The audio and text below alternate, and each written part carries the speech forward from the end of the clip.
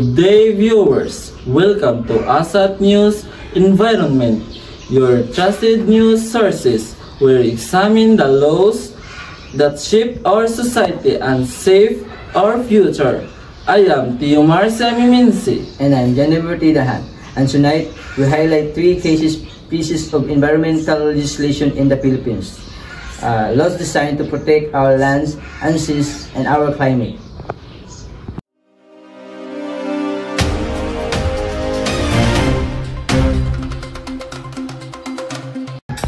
Let us begin with the Mining Act of 1995, also known the Republic Act of 7942. This law governs the exploration and development and utilization of mineral resources in the Philippines.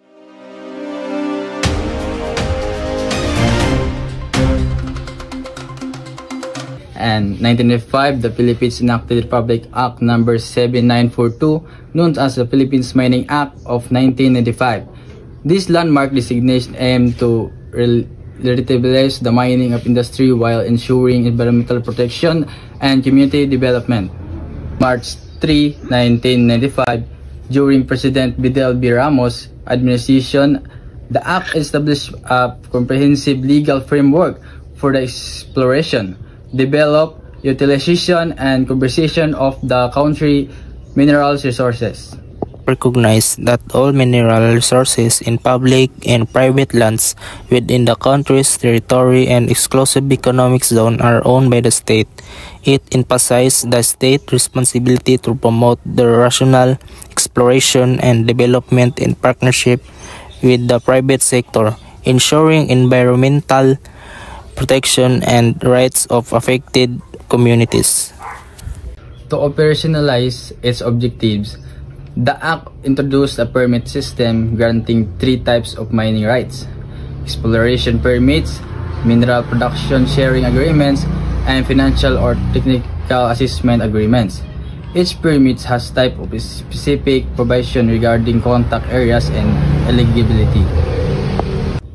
While only Filipino citizens or cooperation with at least 60% Filipino ownership can be granted permits, the law allows foreign-owned corporations to engage in large-scale exploration and development of specific minerals, including gold, copper, nickel, and chromite. Permit holders are mandated to contribute to the development of welfare of mining communities and to invest in the advancement of science and mining technology. Financial obligations include excise tax, mine waste and tailing fees, and occupation fees. The acts give priority rights to indigenous people over their ancestral domains before commencing mining operation. Companies must obtain free and prior informed consent from concerned communities. Additionally, at least 1% of gross output must be paid as royalties and to trust fund these communities. The Philippines Mining Act 1995 remains a cornerstone in the country's pursuit of sustainable mineral resources management, striving of harmonized economic development with environmental integrity and social responsibility.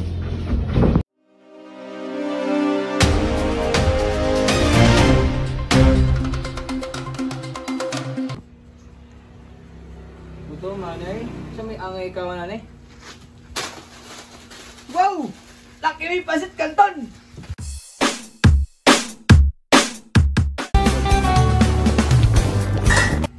Uy, luto na!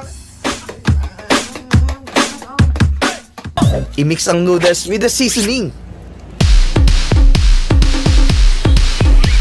Isa hindi sapat pag dalawa nabobonan. Pag isa na bibitin pag dalawa pipilitin. Pansit Canton, Pansit Canton.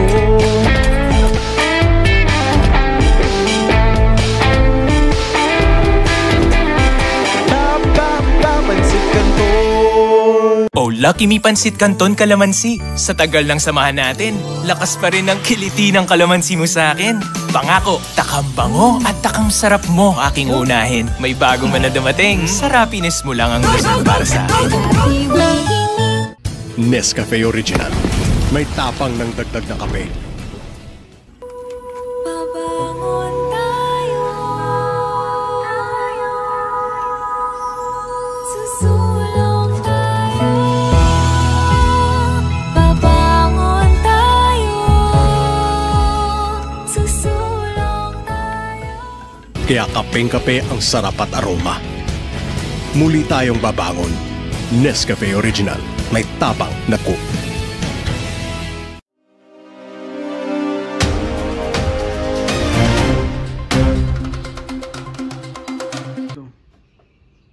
We turn to the Fisheries Code of 1998, our Republic Act 8550, as amended by RE 10654.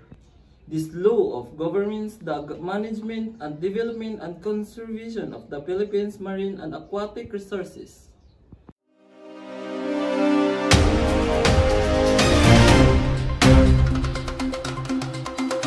Under Republic Act number 8550, known as Philippine Fisheries Codes of 1998 and its immediate Republic Act 10654 in 2015. Small-scale fisheries were granted preferential rights to fish within 15 kilometers from the shoreline, known as municipal waters. These provisions aims to protect their livelihood and ensure the sustainable management of marine resources. We depend solely on these waters for our livelihood. If large commercial boats are allowed here, what will happen to us? Okay. According to data, over 1.3 million small-scale fisheries are affected by these decisions. The entry of large commercial fishing vessels into municipal water could lead to overfishing and the degradation of marine habitats. This decision threatens not only the livelihoods of our fishers, but also the health of our marine ecosystem. We opposed it. Okay. Groups such as Oceana and Pangisda Philippines have expressed concern over the Supreme Court ruling. They urge the government to revisit the law of protect small-scale fisheries and marine resources.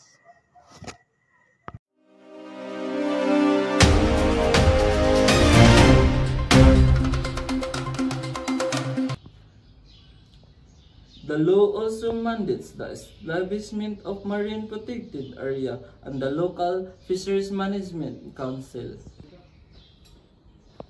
With the strengthened implementation, the Fisheries Code can pave the way from sustainable ocean stewardship.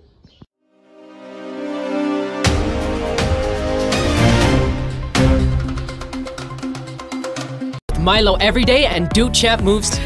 Energize! Start your day the champion way. LP Energy, Energy Gap, the Energy Gap. Drink Milo every day. Milo every day. With your 3 balanced meals, beat Energy Gap. Drink Milo every day. Milo every day. Drink Milo every day and help beat Energy Gap like a champ.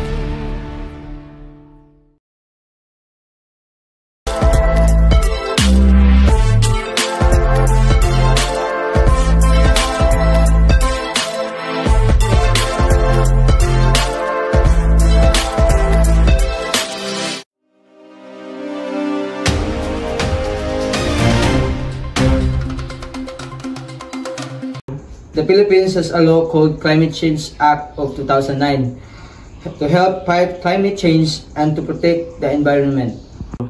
The Philippines is taking significant steps to combat climate change. The government has introduced a new law called the Climate Change Act of 2009, also known as the Republic Act 9729.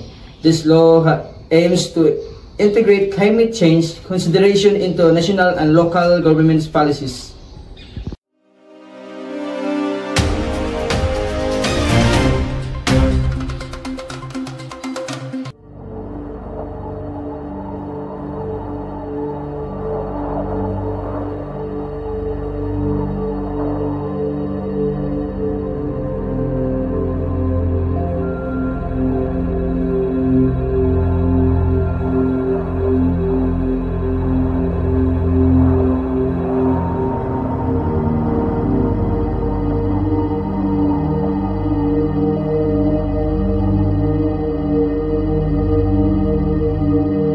The state of our planet is deteriorating with the passage of time.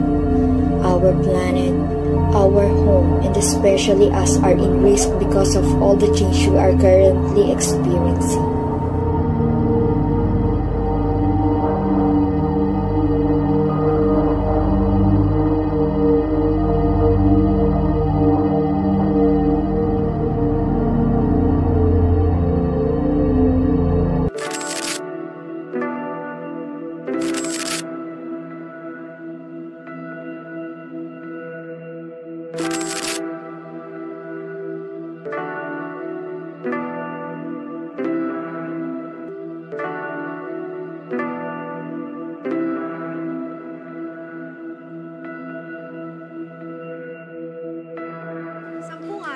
Mula nang payuhin ng pinakamalakas na bagyo sa mundo. The Philippines tops a list of countries most susceptible to hazards caused by climate change. Bahagyang lumakas ang bagyong Leon.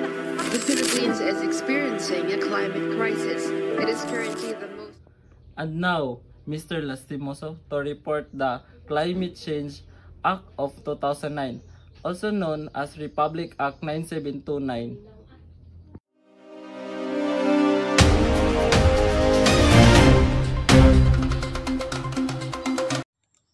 Thank you, Mr. Ramiminse. The Climate Change Act of 2009 established a comprehensive framework for addressing climate change. It creates the Climate Change Commission, an independent body tasked with coordinating and monitoring climate change program and action across the country. The Commission is responsible for developing a national framework strategy on climate change. This strategy outlines the country approach the reducing greenhouse gas emission and adapting the impact of climate change. It emphasizes the importance of sustainable development and environmental protection. Under this law, all government agencies and local government units are required to consider the climate change in their planning and decision-making process. This ensures that climate change adaptation and mitigation are integrated into the various sectors, including agriculture, water resources, health, and infrastructure. Dr. Santos, how does this law impact local communities? This law empowers local governments to develop and implement their own climate change action plan to encourage community participation and ensure that local needs and vulnerabilities are addressed. For violating the Climate Change Act RA 9729 2009, penalties include a fine of not less than 10,000 pesos but more than 100,000 pesos or 6 years imprisonment, or both. This penalty applies to violation of all other provisions of the Act and its implementing regulation. The Climate Change Act also established the Climate Change Commission, which is responsible for formulating and implementing plans and addressing the impact of climate change.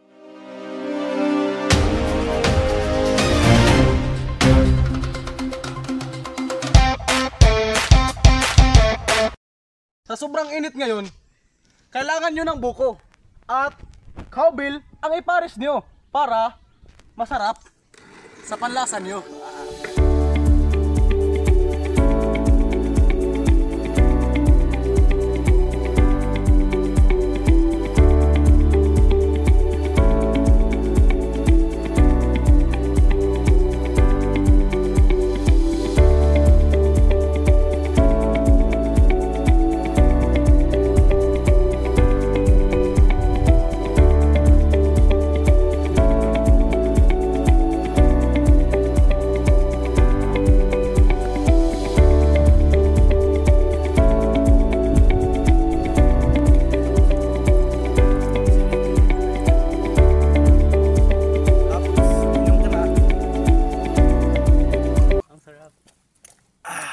Nobel.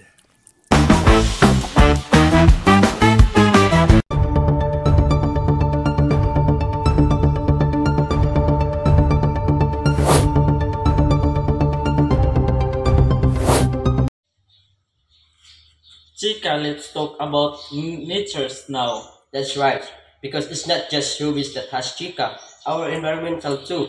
So we should know about them.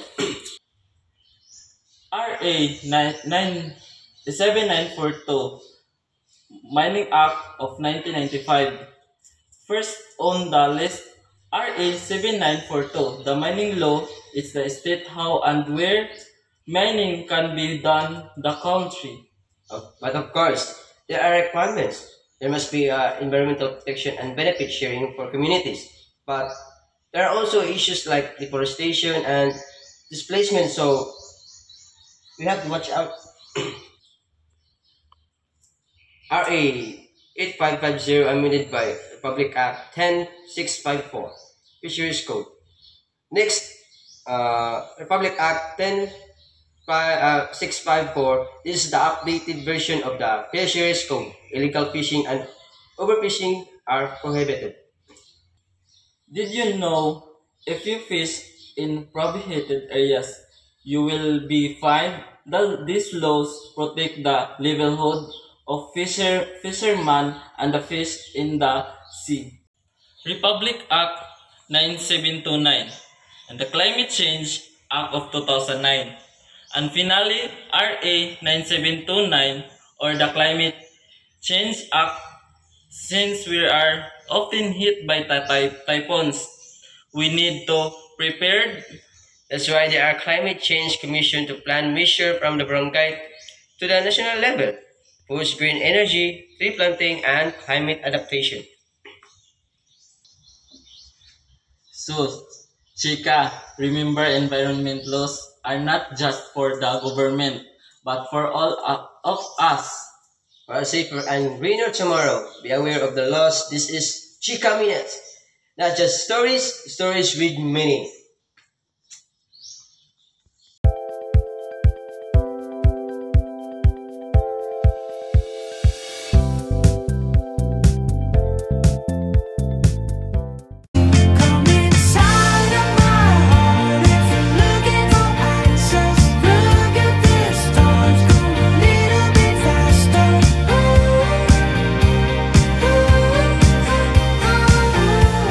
Behind the scene.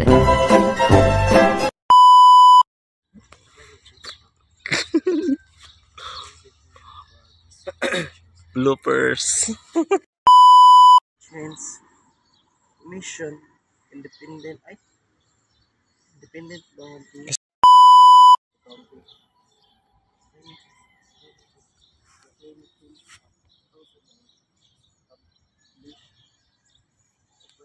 Framework.